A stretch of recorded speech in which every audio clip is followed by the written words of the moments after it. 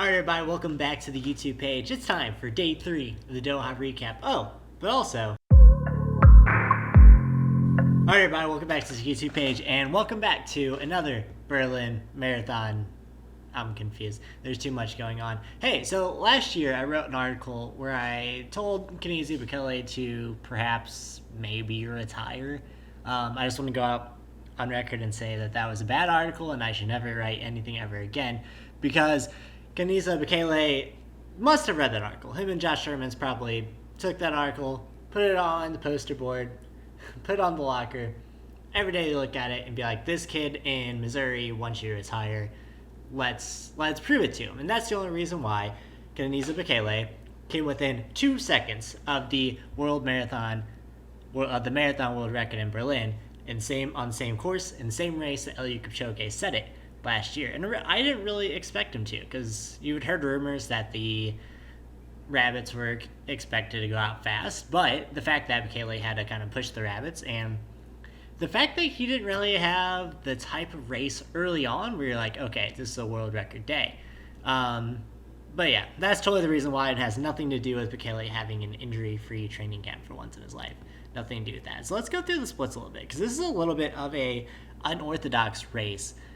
Because you have Bekele who, and while he's very good at coming from behind, this is something that he's been good at his whole career, is falling back, but able to kind of keep contact, to reel the runners back in. However, I think he was a little bit too conservative. It seemed like he wasn't ready to go with the lead pack when they went, and at a certain point fell 13 seconds back from the lead, and then has to make up for it, and makes up for it, and runs one of the fastest final 12 plus K in history of a marathon. However, when you take Bekele's splits and you compare them to Kipchoge's of last year, you say, where could Bekele make up 3 seconds? You think 3 seconds, that would get him the world record. Over the course of 26.2 miles, that should be doable. However, when you look at it, a couple things are glaring from you. If we compare Kipchoge's time from the same marathon 1 year ago to Bekele's time from this marathon today, and you see that the middle portion where Bekele really let the lead pack out or was too cautious to go after them to take the lead back, that is exactly where a better pacing strategy would have worked in Bekele's favor. Because he runs a 14:24, 14:29, 14:37, 14:29, 14:33, 14:26, 14:20, 14:16, and finishes in a 6:11. Where Kipchoge splits were 14:24, 14:37, 14:37, 14:18, 14:29, 14:21, 14:28, 14:21, and then 6:07 in the last 2 plus K.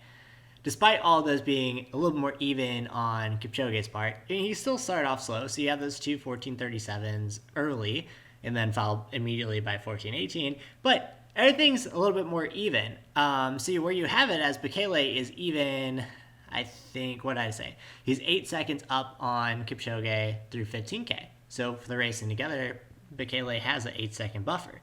However, by the time they get to 25K, Kipchoge has a 13-second lead over Bekele. He makes up 20 seconds over that 15K from 10K to 25K. And then Bekele has to close one of the fastest closing 12Ks in history because Kipchoge had made up all that ground on him, and ends up being 2 seconds off of Kipchoge's record. Now, the racing head-to-head, it's a different story. We've seen how this plays out. Kipchoge is undefeated against Bekele at the marathon distance, but it makes you wonder what one more Kipchoge versus Bekele 26.2 would look like. Now, moving on to Doha and day 3 of the World Championships. A relatively straightforward day. You had the semifinals, the 800 meters. You had the 200 meter heats for the women. You had the 100 meter semifinals and finals. And then a pretty good pole vault competition that saw Sandy Morris go relatively smoothly to the win.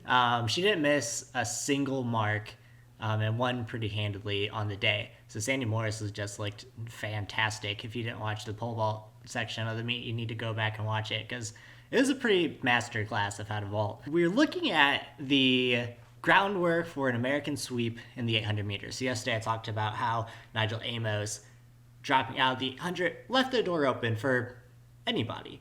And while, yeah, Ferguson Rodich is probably and probably should be the favorite to win, we also have runners like Wesley Vasquez, who has looked really good through the heats and through the semifinal.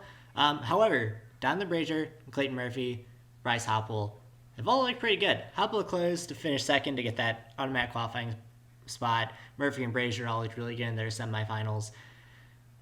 In the 800-meter final, anything can happen. So you have 8 runners who are all extremely capable. I would expect Brazier and Murphy to at least be top 3, and if things fall right for him, Bryce Hoppel should be considered for that podium spot. So we're looking at a day on Tuesday where Americans could sweep the 800 meters, and that's a pretty cool thought, considering coming into this you didn't necessarily know if Bryce Hoppel would make the final, and you thought that Nigel Amos just probably had it because he's the class of the field, but with him not being there, it opens the door for anybody. And then the other final of the day, the women's 100 meters, that saw Shelly-Ann Frazier-Price win a predictable race. She actually looked really good, was very much in control from about 25 meters on, kind of like the Christian Coleman race the other day, pretty much a carbon copy where Shelly-Ann Frazier-Price was one of the fastest reaction times, took off from the start, and just unleashed that speed over the 100 meters. So Shelly-Ann runs a time of 10.71. Dina Asher-Smith sets a British record, 10.83, was second place. So, that 0.12 second split in a 100 meter, that's a pretty wide margin. Her longevity is insane. This is Shelly-Ann Frazier-Price's fourth world title in 10 years of competition. So she won her first one 10 years ago.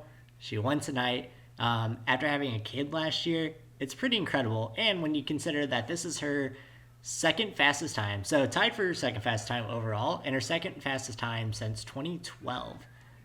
That's insane longevity to be able to still come back, run fast after having a kid.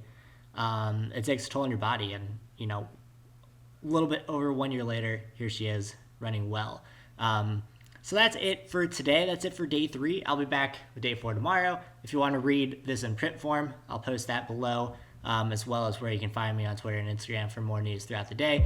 Thank you guys so much for stopping by. If you like this video, give it a thumbs up. If you want to see it in your feed, the first thing when I upload it, make sure you give it a subscribe, and we'll talk soon.